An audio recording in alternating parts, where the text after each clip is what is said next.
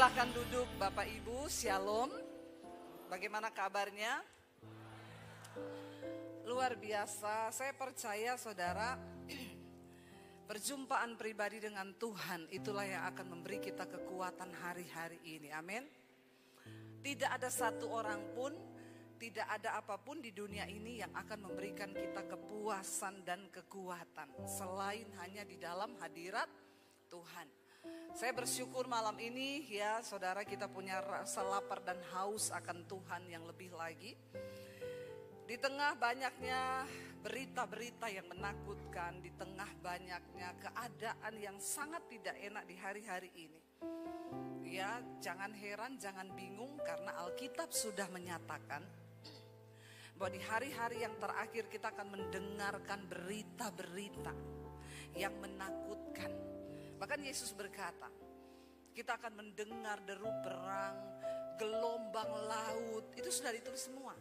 Dan bahkan Tuhan berkata akan banyak orang yang mati karena ketakutan berhubung dengan hal-hal berita-berita yang akan kita dengar di hari-hari ini.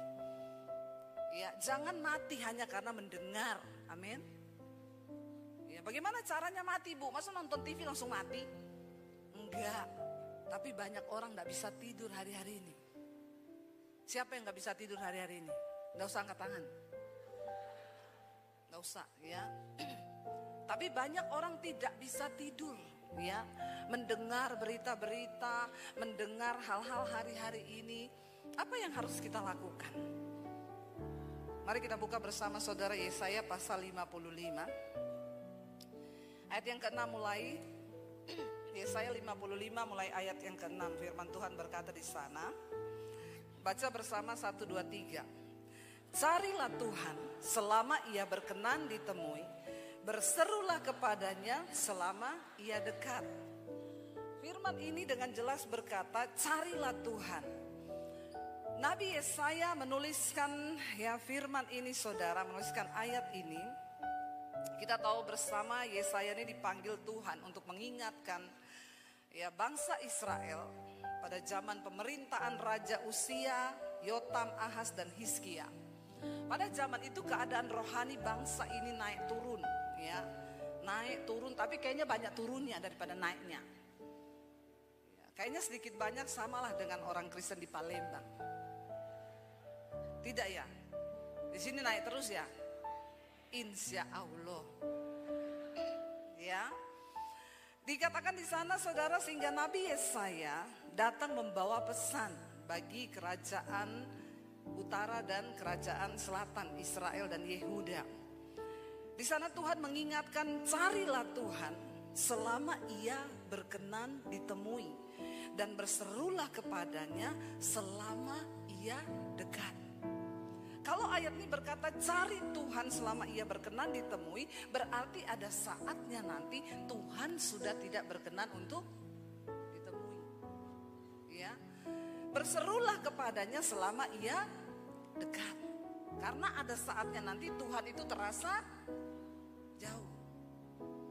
Siapa di sini yang hari-hari ini merasa jauh dari Tuhan? Tidak usah pura-pura. Saya tahu banyak jemaat yang merasa, aku rasanya jauh Bu. Padahal aku ini masih pelayanan. Banyak orang yang bertanya kepada saya ini melayani loh Bu. Tiap minggu ke gereja, saya masih pelayanan. Tapi saya ini rasa jauh dari Tuhan. Ada yang merasa seperti itu? Rasanya ibadah, pelayanan ya hanya begitu-begitu aja. Bahkan saya sudah gak merasakan Tuhan. Padahal saya berada di gereja. Saya pelayanan setiap hari Minggu. Hati-hati saudara. Ya, kita seringkali masih aktif dalam kegiatan-kegiatan pelayanan kita. Tapi sesungguhnya hati kita jauh dari Tuhan. Makanya ayat ini mengingatkan, carilah Tuhan selama ia berkenan ditemui, berserulah kepadanya selama ia dekat. Ya. Selama Tuhan masih berkenan. Karena ada saatnya Tuhan sudah tidak berkenan. Kita tahu sejarah dari bangsa Israel. Mereka itu ditegur Tuhan, disuruh bertobat. Mereka keras kepala, mereka tidak mau bertobat. Sampai akhirnya Tuhan gak mau lagi mendengar. Dan akhirnya mereka jatuh dalam pembuangan. Seringkali manusia itu ketika mereka hidupnya baik-baik aja, keuangannya baik, keluarganya baik, semuanya baik ya, aman, mereka lupa diri. Orang-orang di Jakarta, di Palembang tidak. Insya Allah. Ya. Banyak orang ketika semua baik-baik saja, mereka tuh merasa ya udah saya baik-baik aja. Buktinya saya enggak usah hidup kudus-kudus banget. Bahkan banyak yang berkata, ya saya aja sekarang ini berdosa loh. Tapi buktinya usahaku lancar-lancar aja. Keadaanku baik-baik aja. Saya tidak mengalami hal-hal yang kelihatannya buruk. Ya. Tidak ada satupun di dunia ini yang bisa membawa kita kepada kebahagiaan selain kita ini hidup dekat dengan Tuhan. Saya ini ketemu dengan banyak orang kaya. Kaya raya ya. Ya. Tapi orang-orang kaya yang tidak takut Tuhan, mereka sampai di satu titik yang berkata begini, Bu, ternyata kekayaan tuh gak memberi kebahagiaan. Pak Beni gini-gini karena Pak Beni kaya. Yang lain gak gini-gini loh Pak. Karena belum.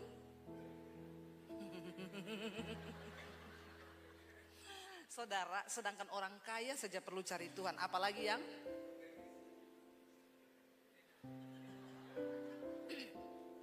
orang kaya aja perlu Tuhan. Apalagi orang yang. Tapi banyak orang sombong. Ya, udah miskin sombong lagi. Jangan bilang orang kaya tok yang sombong. Saya banyak ketemu miskin sombong. Orang kaya sombong biasa. Tapi miskin sombong ini luar biasa. Tapi Alkitab berkata Tuhan menentang orang yang, makanya mau kaya mau miskin tidak boleh. Orang paling sombong di dunia itu yang bagaimana saudara? Bukan yang pamer harta, bukan yang pamer jet pribadi, bukan itu orang sombong. Orang yang paling sombong di dunia ini adalah apa? Orang yang gak mau cari Tuhan. Itu kebangetan sih. Maaf ya saudara, kau bisa tarik napas, kau bisa hirup udara lewat hidungmu ini, itu hanya karena anugerah Tuhan. Amin. Ya kita ini, aduh coba Tuhan tutup satu lubang hidungmu aja, satu aja ditutup, setengah mati enggak? Setengah mati loh saudara. Coba semua tutup satu lubang hidung. Napas, susah enggak? Saya kadang bingung dengan orang-orang berdosa yang gak mau cari Tuhan. Ya, gak mau cari Tuhan. Kalau dibilang, saya dulu pernah waktu di Jakarta naik Grab pelayanan. Lalu sopir Grabnya bilang gini, Ibu, dia dari Jakarta Selatan, Ibu mau ke gereja pagi-pagi jam 6. Di Jakarta Pusat, dia bilang, jauh banget sih. Ngapain Ibu ke gereja jauh banget? Saya ini pendeta, saya diundang khotbah. Oh, Ibu pendeta tuh, sama dong, saya juga Kristen. Ini hari Minggu, Masnya gak ke gereja? Oh, saya gak pernah ke gereja, Bu. Oh, Masnya gak pernah ke gereja? Terus dia balik tanya sama saya, emang ke gereja ngapain Bu? Saya bilang, cari Tuhan lah. Dia ketawa terbahak-bahak saudara, dia ketawain saya. Dia bilang, Ibu masih cari Tuhan? Aduh Bu, saya gak cari Tuhan, kenapa? Karena Tuhan di hati. Jangan tepuk tangan. Kalau belum mengerti pembahasannya gak usah tepuk tangan. Sok-sokan kau. Belum dengar aja sudah tepuk tangan. Saya waktu dia ngomong begitu saya agak terpojok. Saya merasa malu loh saudara. Dia bilang, Ibu masih cari Tuhan? Saya gak cari Tuhan Bu, karena Tuhan sudah di hati saya. Saya terpojok saudara. Tapi saya pikir-pikir, masa pendeta kalah ya? Nggak boleh kalah ini. Lalu saya berpikir, ini yang gila dia atau saya ya? Loh kalau mau dipikir benar nggak saudara? Makanya Bu saya nggak pernah ke gereja. Kenapa cari-cari Tuhan? Orang Tuhan di hati. Lalu dia lanjutkan begini, maaf ya Bu, saya ini biar mabuk Bu, saya tetap nyanyi lagu rohani.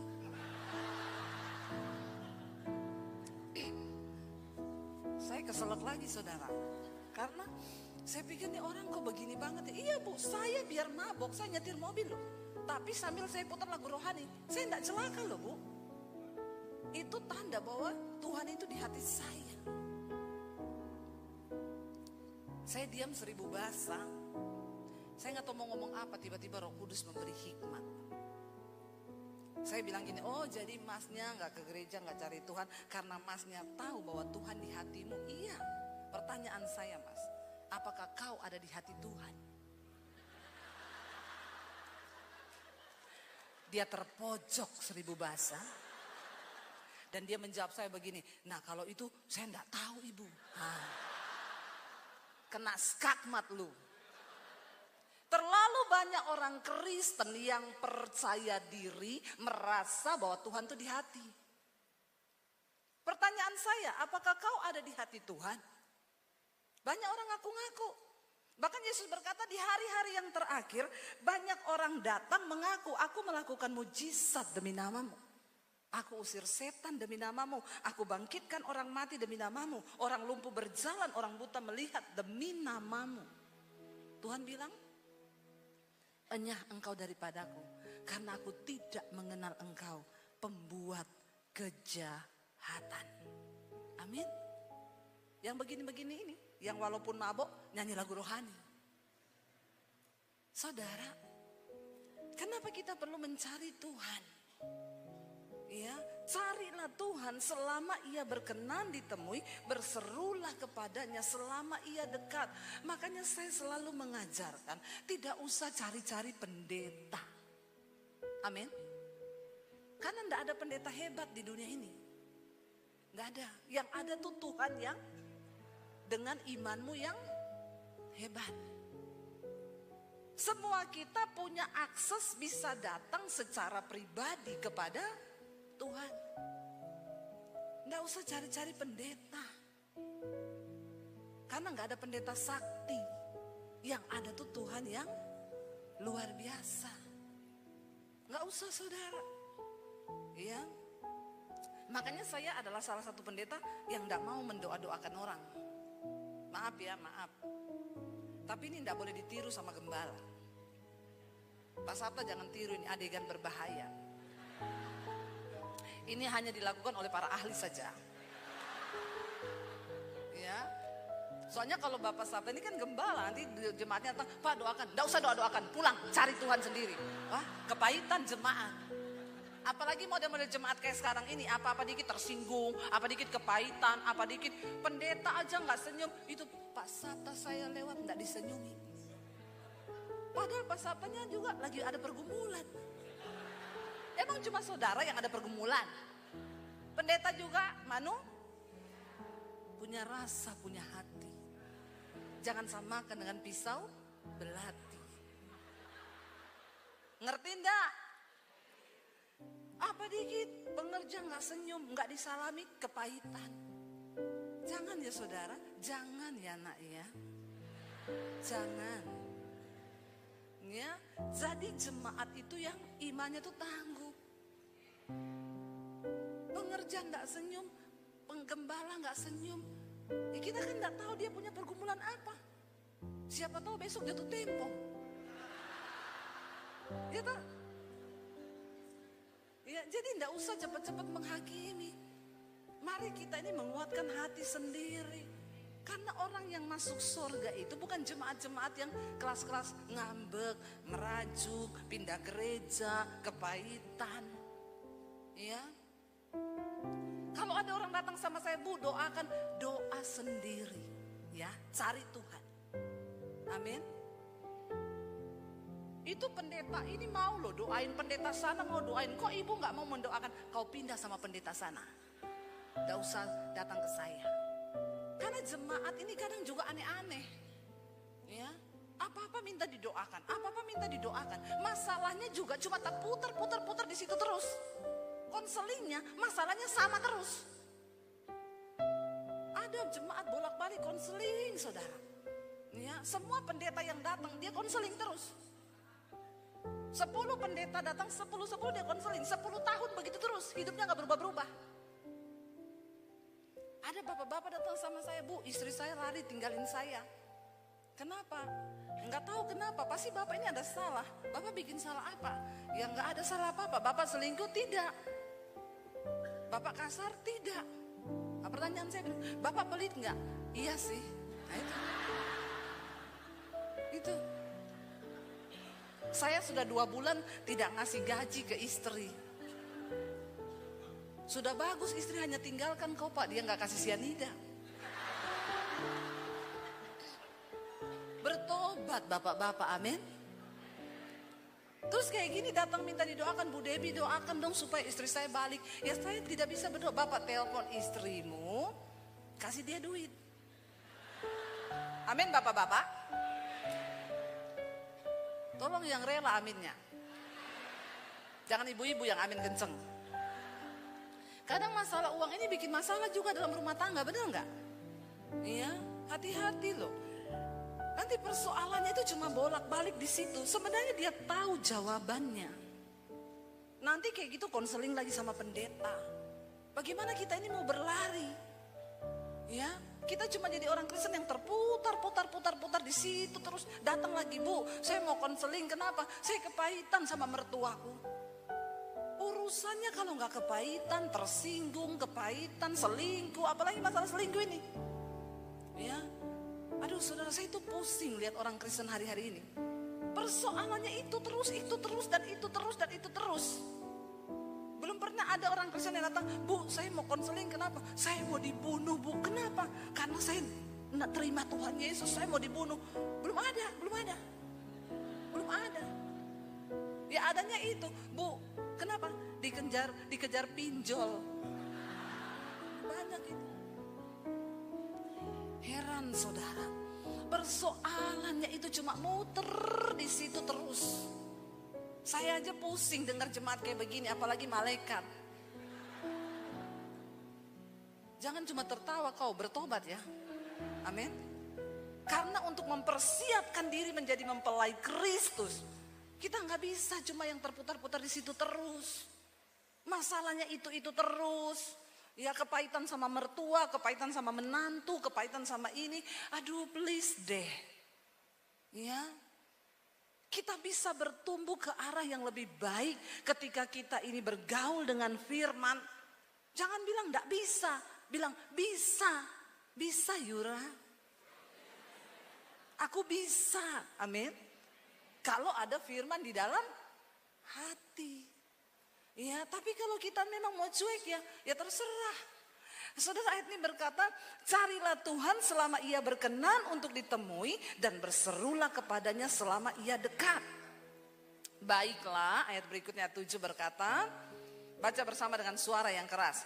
Baiklah orang fasik meninggalkan jalannya dan orang jahat meninggalkan rancangannya.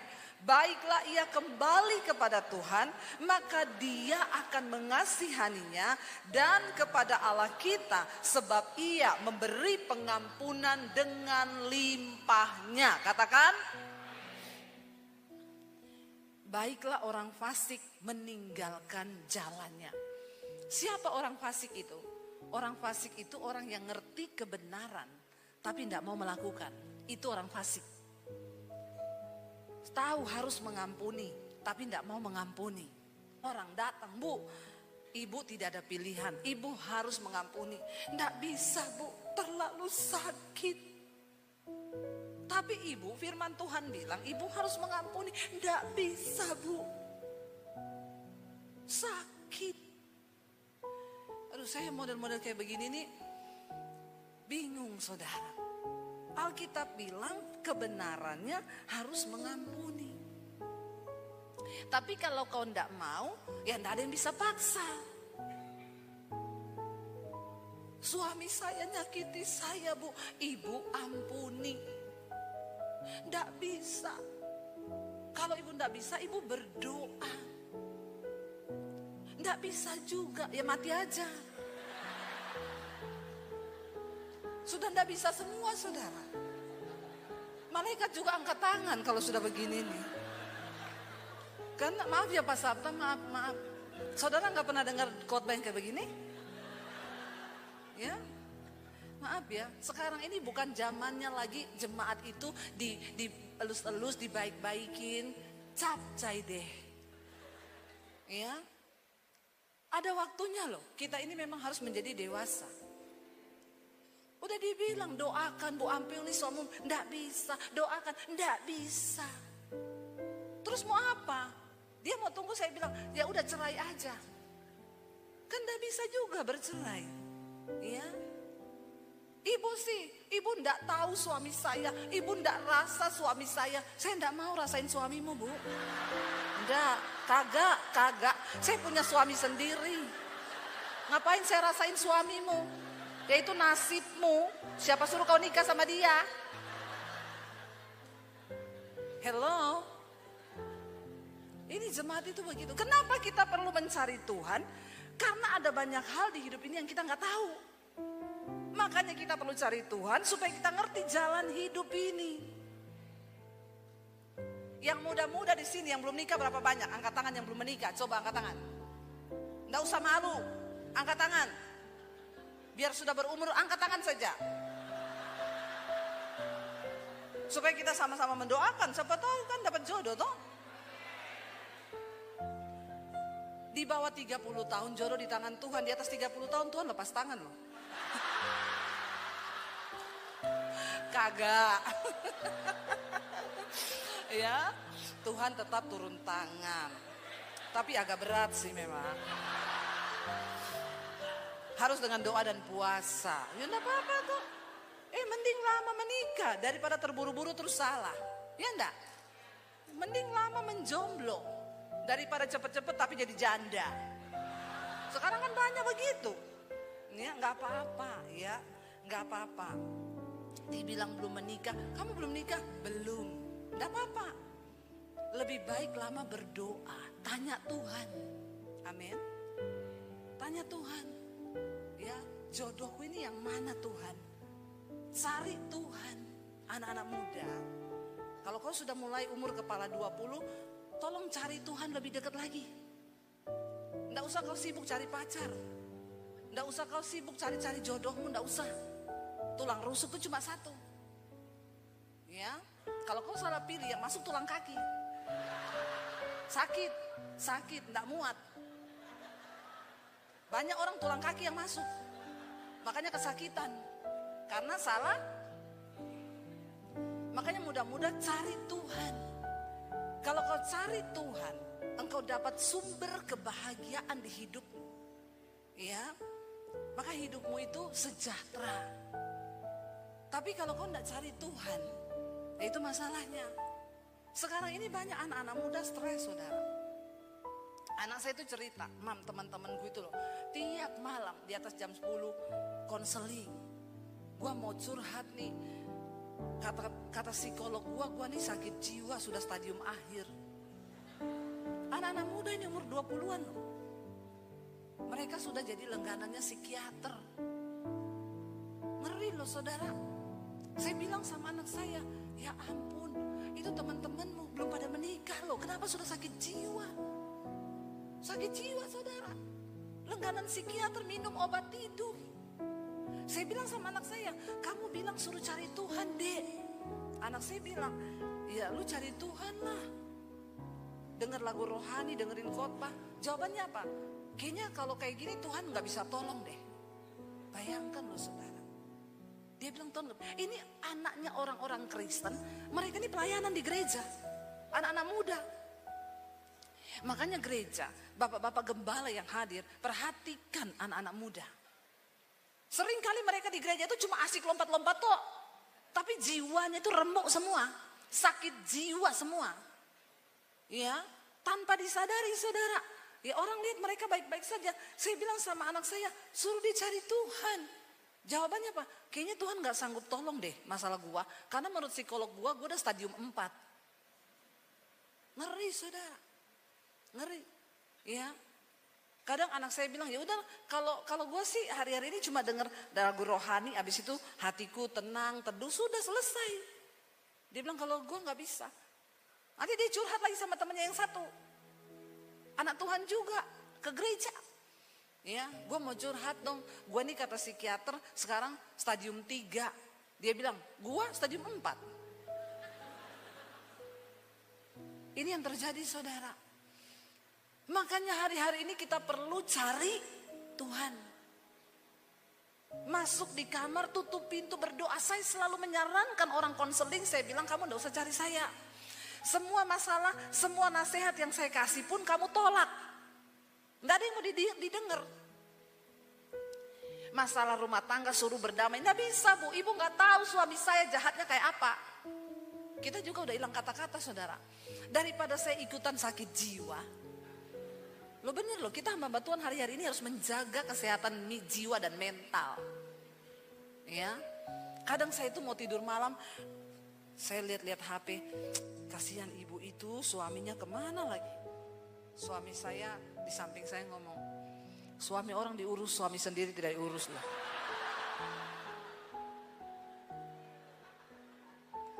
Kadang kalau saya lagi balas-balas konseling saudara, ya tiba-tiba ada SMS masuk, ting, saya lihat suami saya, dia bilang, Bu Debbie, saya boleh konseling dah. Saya jawab, ada masalah apa ya Pak? Istri saya cuekin saya Bu. Saya jawab, mungkin kurang dikasih duit Pak. Ya, jadi saya sekarang gak mau sakit jiwa saudara, mikirin urusannya jemaat yang tidak mau nurut sama firman. Persoalannya cuma satu kok, nggak mau cari Tuhan, nggak mau dekat dengan Tuhan, nggak mau nurut sama firman, itu tok, til, nggak ada yang lain. Sebenarnya kalau kita ini mau cari Tuhan, orang tua nasihati anakmu bilang cari Tuhan, karena dia masih berkenan untuk ditemui. Karena saya mengalami saudara, saya ini dulu, ya mau bunuh diri waktu saya lulus SMA. Saya tidak mengenal Tuhan Yesus. Saya punya agama, tapi saya gak kenal Tuhan.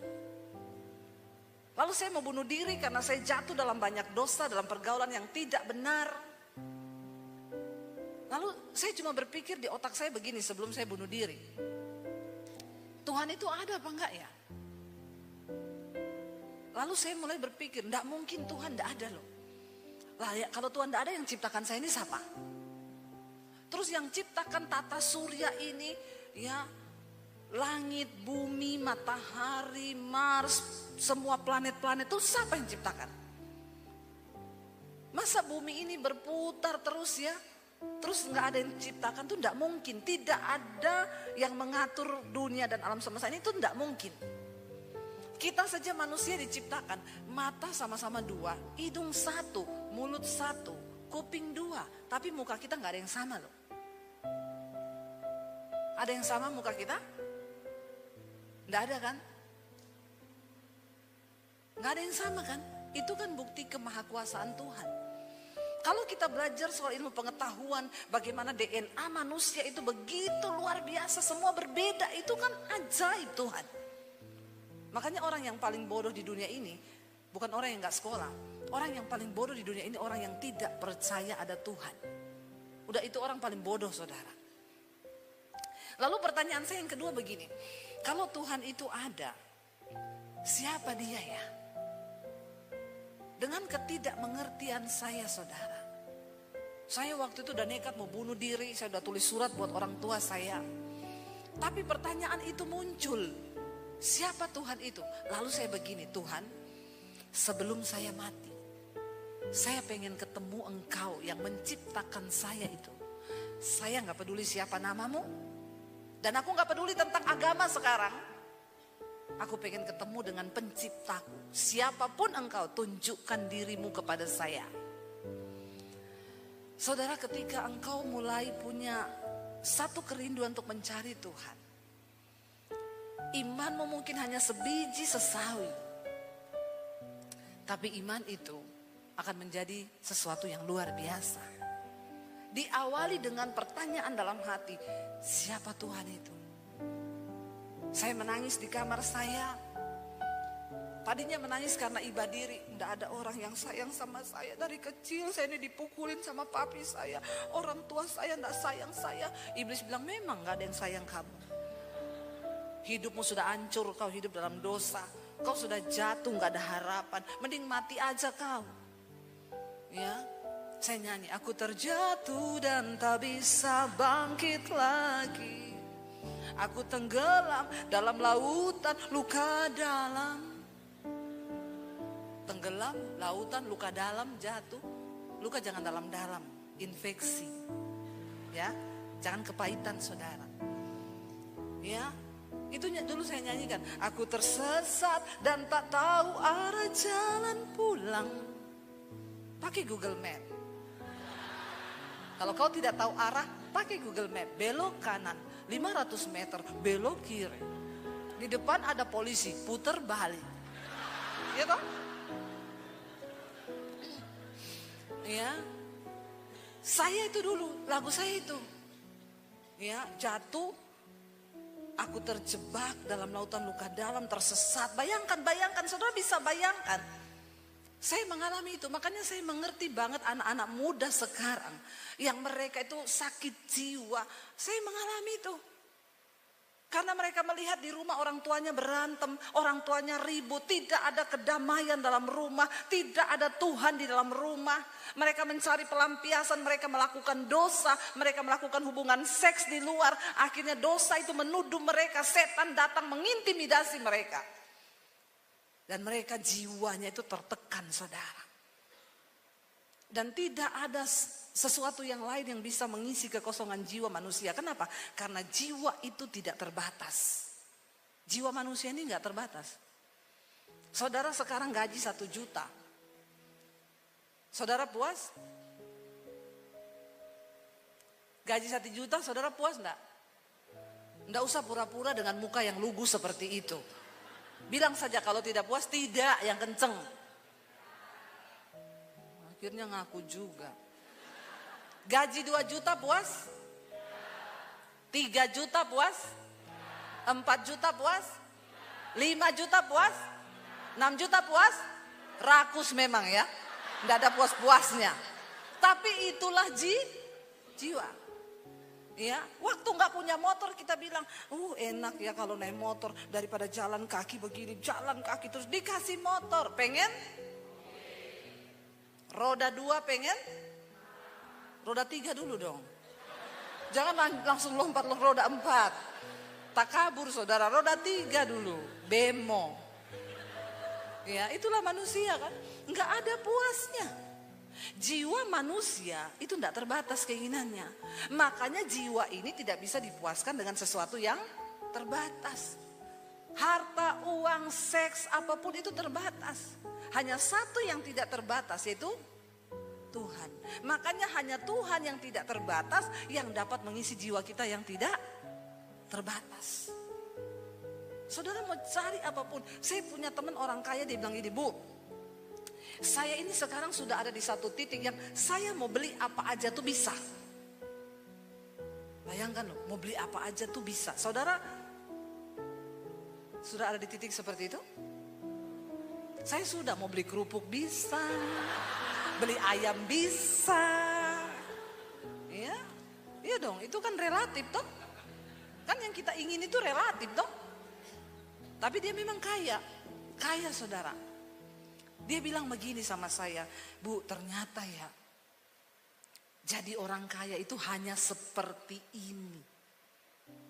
Makanya tolong saudara, kalau kau lihat orang kaya, kau jangan kepengen menjadi dia. Karena seringkali dia juga pengen jadi kau. Saya mau cerita. Ada satu orang lulusan Amerika, dia jadi CEO di sebuah perusahaan. Gajinya ratusan juta. Lalu dia pergi berlibur ke sebuah pantai. Ketika dia lagi duduk minum kelapa muda menikmati ya di pinggir pantai, ada nelayan datang bawa ikan dengan perahunya.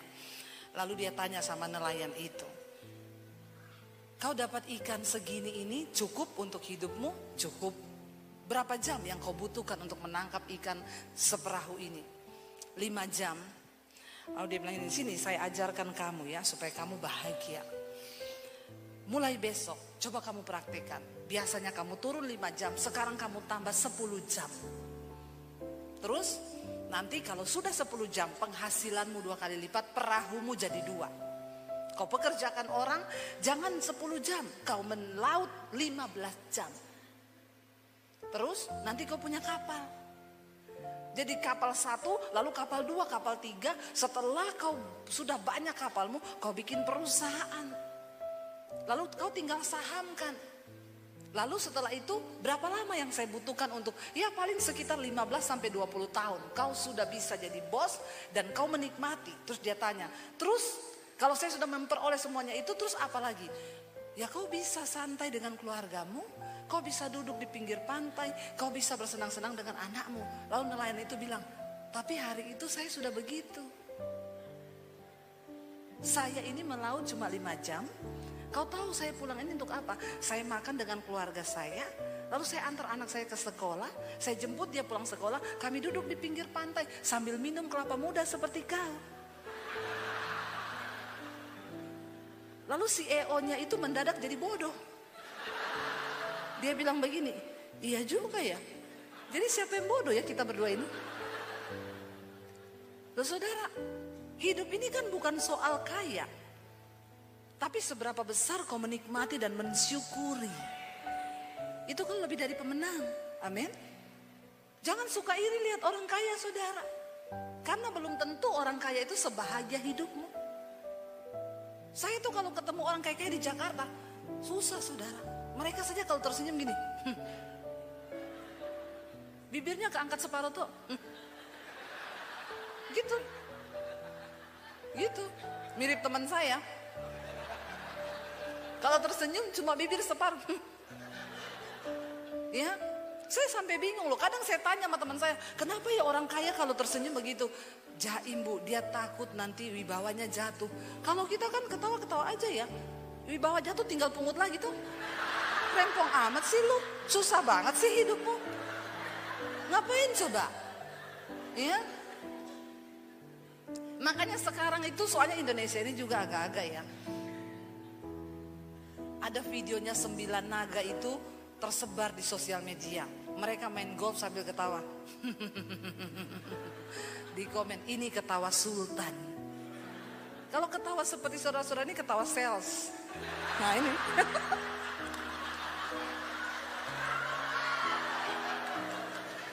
Tapi bahagia ini. Nggak usah jaim. Tepuk tangan dong buat saudara. Nggak usah jaim. Ketawa-ketawa aja lepas. Nggak usah ditahan. Ya. Ketawa 9 naga. Ya, itu ketawa 9 naga. Kalau kita ini masih cacing, nggak apa-apa ketawa aja. Belum jadi naga. Saudara, kita dari kisah itu kan kita lihat sebenarnya apa arti hidup kita ini saudara. Ya, orang itu akan berbahagia ketika dia cari Tuhan. Lalu apa dikatakan di sana? Tinggalkan yang jahat. Baiklah orang fasik meninggalkan jalannya dan orang jahat meninggalkan rancangannya. Baiklah ia kembali kepada Tuhan, maka dia akan mengasihaninya dan kepada Allah kita sebab ia memberi pengampunan dengan limpahnya. Orang yang paling bahagia di dunia ini adalah orang yang dosanya diampuni dan dia hidup dalam kekudusan. Itu orang yang paling bahagia. Bukan orang kaya, bukan. Ya, waktu kita hidup dalam kekudusan itu hidup itu plong, saudara. Saya khotbah, saya mengatakan kepada saudara, bukan karena saya tidak mengalami, saya sudah mengalami. Saya sama suami ini dari miskin dulu, dari miskin kami memulai hidup.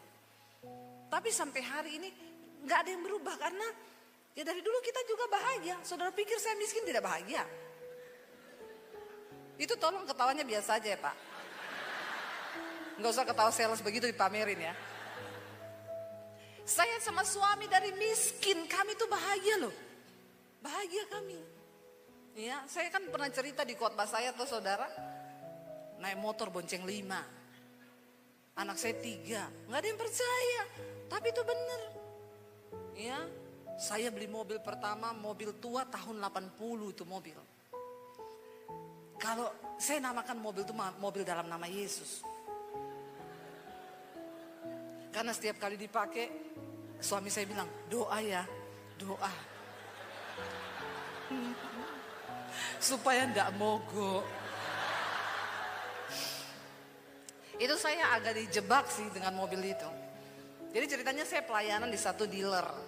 Saya khotbah lalu yang punya dealer tanya, ibu punya mobil? Enggak punya. Jadi ibu kalau pelayanan naik motor, ibu mau enggak mobil itu? Mobil tua tahun 80. Saya bilang, oh iya mau pak, bawa pulang aja bu. Saya telepon suami saya, kita dikasih mobil, kamu datang cepat ke sini, ambil. Suami saya semangat datang dia saudara. Begitu sudah dibawa pulang sampai di rumah, besoknya sekretarisnya telepon, Ibu Debbie, jadi mau pembayarannya itu cash atau cicil? Tuhan Yesus, saya ya sudah malu, mau saya balikin juga malu. Kita sudah terlanjur seneng ngomong dapat mobil, anak-anak sudah seneng, tidak bonceng 5. Terus saya bilang, oh itu berapa ya harganya? Kalau cash 7 juta. Kalau ibu cicil 14 juta. Ada orang kaya mental miskin loh. Tolong yang punya dealer jangan seperti ini ya. Cukup saya saja yang mengalami. Ada tipuan sih. Mudah-mudahan dia mendengarkan khotbah saya ini. Saya syok saudara, saya bilang, oh gitu ya. Ya udah saya cicil aja. Oh iya sebulan 500.000. Aduh itu mobil saudara. Dinaiki 3 hari, 4 hari rusak. Jadi dalam seminggu kita naik 2 hari, 5 hari rusak. Lebih banyak rusaknya daripada baiknya. Tiap hari suami saya balik ke bengkel, kata tukang bengkelnya gini, ya begini ya pak kalau beli mobil tua, ini seperti bapak itu ngopeni janda tua. Sakit. Bapak-bapak tolong ketawanya biasa aja. Onderdilnya banyak yang rusak pak. Jadi ya itu, dikit-dikit sakit, besok pilek, besok pegelinu, besok lututnya sakit, besok rematik, ya begitu. Jadi bagaimana pak ini? Saudara tahu, tiap kali kita naik suami saya bilang, anak-anak berdoa. Jadi apalagi kalau mau naik gunung, ya tanjakan, berdoa nak kita semua dalam nama Yesus, dalam nama Yesus, bener. Mogok. Saya turunkan anak-anak, suami saya bilang, turunkan dulu, kau cari becak sana. Bener saudara. Ya, bahagia saya, bahagia loh. Bahagia saya. Satu kali parkir di mall, biasanya kita parkir di bawah. Waktu itu nggak ada parkir. Suami saya bilang, kita terpaksa parkir atas. Saya bilang, bisa naik? Bisa. Doa dalam nama Yesus. Kita semua sudah bersyafaat, saudara, dalam nama Yesus, dalam nama Yesus. Naik, suami saya gas.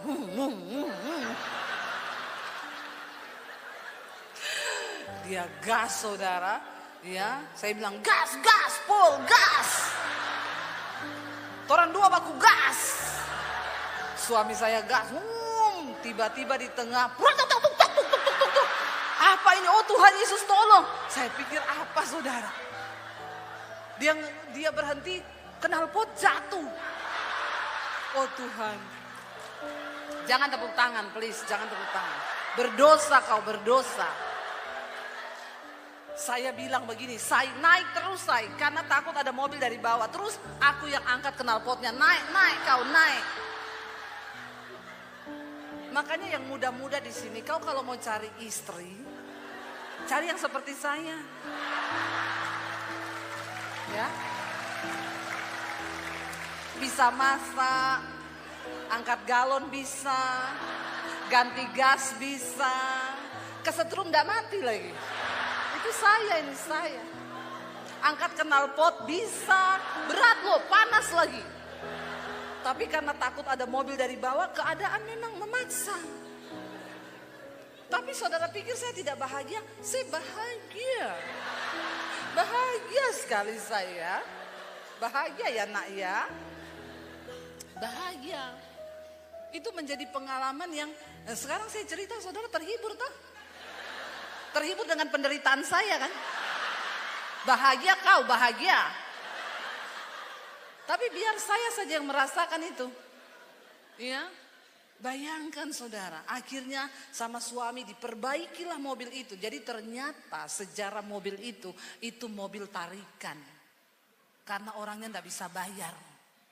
Memang ada kutuk di mobil itu. Dan Tuhan tidak izinkan memang kami pakai. Akhirnya suami saya konsultasi sama tukang bengkel, dia bilang gini aja mas, turun mesin semua, ganti mesin, nanti saya ganti. Oke, kita bayar saudara. Lebih mahal daripada harga mobilnya. Setelah jadi semuanya kita cat supaya kutuk dihilangkan toh. Sudah bagus mobil, mesin baru, cat baru. Kita tinggal pelayanan ke Surabaya. Solo hujan, banjir. Mobilnya kerendam.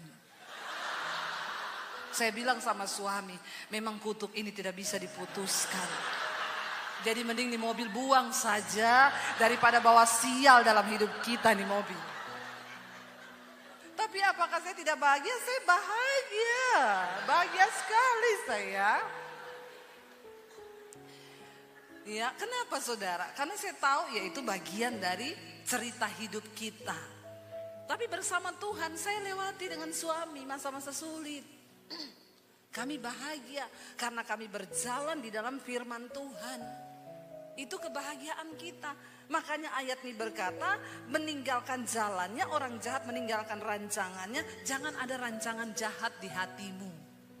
Walaupun itu baru rancangan loh. Iparmu bikin jahat terus gini.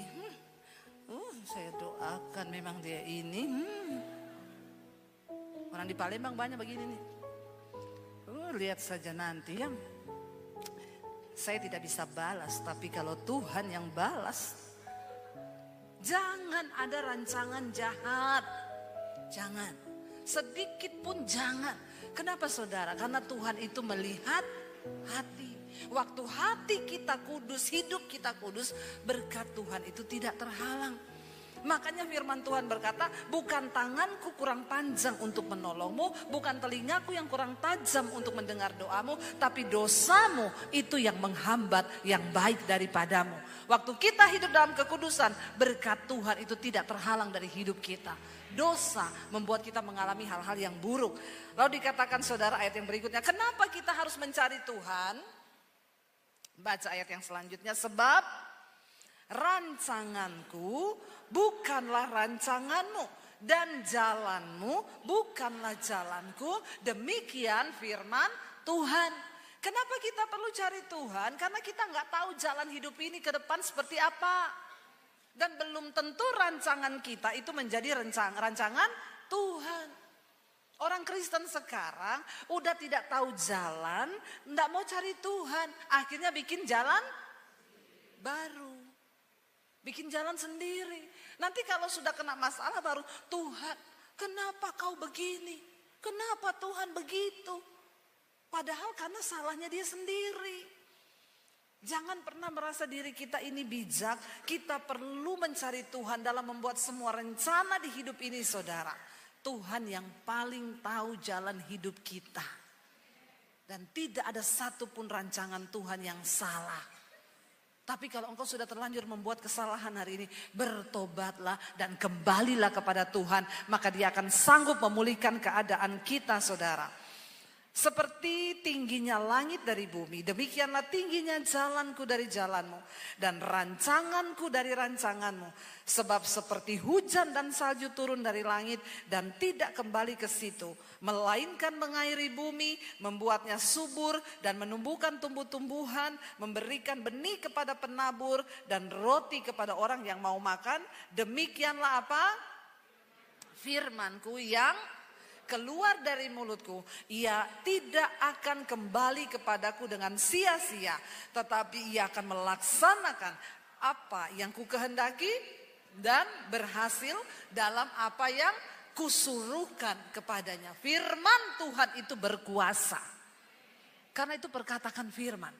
Waktu kita takut, perkatakan firman.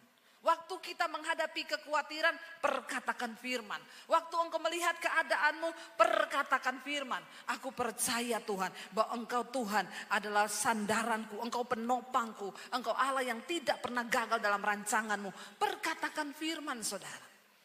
Hari-hari ini banyak orang lupa memperkatakan firman Tuhan.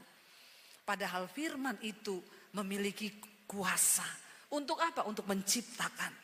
Firman itu punya kuasa untuk melakukan segala perkara. Firman itu mempunyai kuasa ketika keadaan di sekeliling kita tidak baik. Seringkali jangan terburu-buru berdoa supaya keadaanmu jadi baik. Tapi berdoalah supaya hatimu tenang dan hatimu damai sejahtera. Waktu engkau memperkatakan firman, maka hidup kita kuat, iman kita kuat. Dan saya percaya saudara, cuma firman Tuhan yang memiliki kuasa dalam hidup kita untuk membawa kita hari-hari ini semakin luar biasa di dalam Tuhan. Malam ini Pak Victor juga akan menyampaikan pesan Tuhan bagi setiap kita. Jadi saya akan mengakhiri saudara. Mari, jangan cari sesuatu yang lain. Keadaan boleh bergoncang, keadaan boleh berubah, berita-berita boleh menakutkan, ke depan akan seperti apa, itu memang semua harus terjadi. Tapi waktu kita pegang firman Tuhan, waktu kita tetap bersandar pada firman, berseru, kita nyanyi pujian tadi, kita berseru kepada Tuhan saudara. Maka dia Tuhan yang sanggup melakukan segala perkara di hidup kita.